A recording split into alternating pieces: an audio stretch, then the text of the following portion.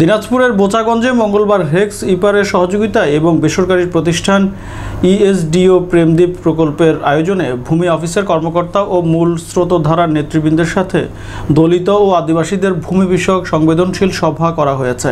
সকাল 10:30টায় উপজেলা সহকারী কমিশনার ভূমি অফিস কার্যালয় প্রাঙ্গণে শেতাবগঞ্জ চিনিকল আখচাষী সমিতির সদস্য মোহাম্মদ আবদুল্লাহ আল মামুনের সভাপতিত্বে অনুষ্ঠিত এই সভায় প্রধান অতিথি ছিলেন উপজেলা সহকারী কমিশনার ভূমি সাইফুল হুদা।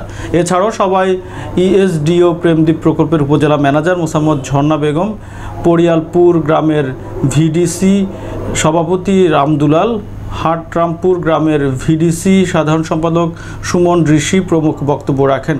সভায় আদিবাসী ও দলিত সম্প্রদায়ের মানুষেরা তাদের ভূমি সংক্রান্ত সমস্যার বিষয়গুলো তুলে ধরে বক্তব্য রাখেন। আপনারা আপনাদের ছেলে মেয়েদেরকে স্কুলে যাওয়া কোনো সময় করবেন না, মাদক থেকে দূরে রাখবেন এবং মাদককে না বলবেন।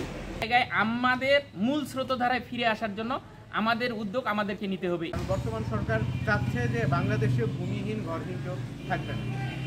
তো আমি সবাইকে অনুরোধ করবো আপনাদের মাধ্যমে এই মেসেজটা সবার মাঝখানে দিতে হবে। আমাদের কিন্তু বোচাগঞ্জ উপজেলায় ইতিমধ্যে 926টি ঘর নির্মাণ হয়েছে এবং বোচাগঞ্জ উপজেলাকে ভূমিহীন মুক্ত ঘোষণা করা হয়েছে। আপনারা কিন্তু তখন আসেন নাই, তখন আবেদন হয়তো করেন নাই, যারা ওই ভূমি এখনো ঘর পায় নাই। তো এরকম যদি কেউ বাদ থেকে থাকে, আমরা বলবো তাদের জন্য সুযোগ আছে, তারা আবার আমাদের কাছে আবেদন করলে পরবর্তীতে ঘর দেওয়া হলে আমরা কিন্তু তাদেরকে ঘর দিতে পারবো।